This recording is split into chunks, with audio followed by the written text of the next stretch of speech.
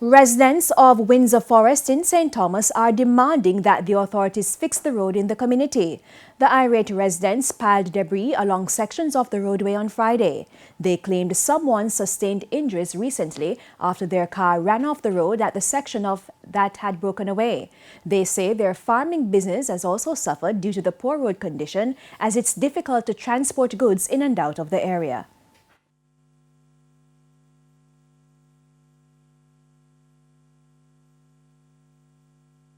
I've been here 50 years now. So everything that is going on now is not strange to me. And this has been going on, this breakaway has been going on for about 5 years now, from 2018, when we have the heavy rain, this road chop off. This place is getting very bad. We'd like to get it fixed before the hurricane season. And then instead of fix it all now, you see me?